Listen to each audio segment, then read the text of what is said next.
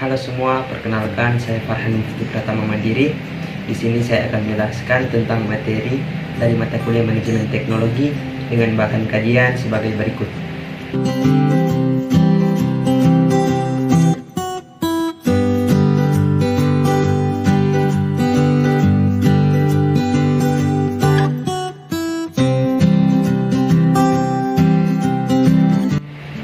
Langsung saja, yang pertama yaitu pengertian teknologi dari ilmuwan versus teknolog.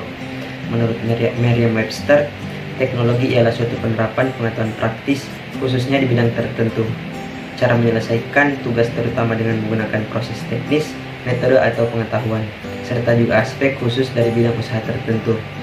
Menurut Jacques Ellul, pengertian teknologi ialah keseluruhan metode yang dengan secara rasional mengarah serta memiliki ciri efisiensi dalam tiap-tiap kegiatan manusia.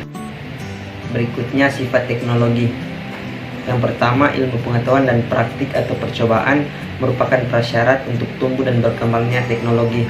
Yang kedua, teknologi dapat berubah kompetensi yang melekat pada manusia, berwujud fisik, melekat pada peralatan, serta informasi yang diwadahi oleh sistem dan organisasi. Yang ketiga, teknologi tidak memberi nilai jika tidak diterapkan. Yang keempat, sebagai aset, teknologi dapat ditemukan, dikembangkan, dijual, dicuri atau tidak bernilai jika sudah kadaluarsa. Yang kelima, teknologi digunakan untuk kesejahteraan manusia. Berikutnya komponen teknologi dari pandangan umum.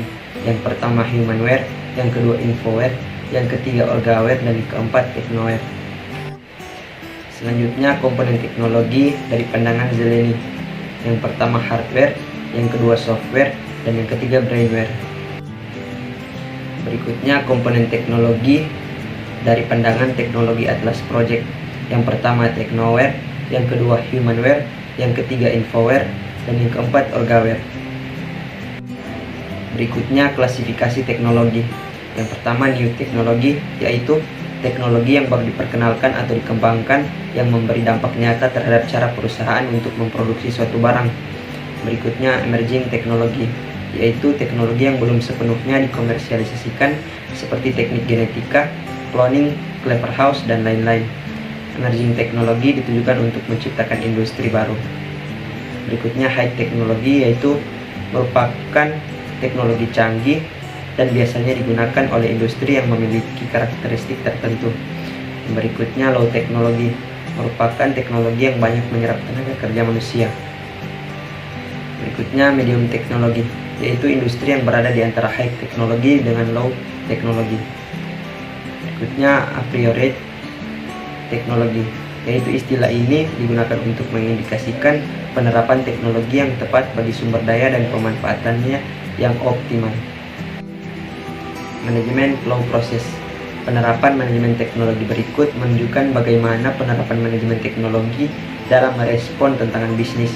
Model ini menunjukkan bahwa penerapan manajemen teknologi ini dimulai dari identifikasi kebutuhan teknologi hingga ke tahapan penerapan strategi bisnis dalam pencapaian keuntungan organisasi. Berikutnya manajemen cycle. Berikut ini adalah siklus teknologi yang diusulkan oleh David J. Suman, yang merupakan pendekatan sistem keseluruhan untuk manajemen teknologi di suatu organisasi atau perusahaan. Beliau beranggapan bahwa keputusan teknologi tidak keputusan sekejap, tapi merupakan suatu proses yang kontinu di mana ada 5 tahapan yang harus dilalui dalam proses tersebut. Yang terakhir ada teori perubahan masyarakat. Menurut Rostow, yaitu masyarakat tradisional, persiapan lepas landas, dorongan ke arah kedewasaan, konsumsi massa tinggi. Berikutnya menurut Farmer 1969, yaitu berkembang, lepas landas, industri, post industri. Yang terakhir menurut Toffler, yaitu masyarakat pertanian, masyarakat industri, masyarakat informasi. Sekian penjelasan materi dari saya ucapkan terima kasih.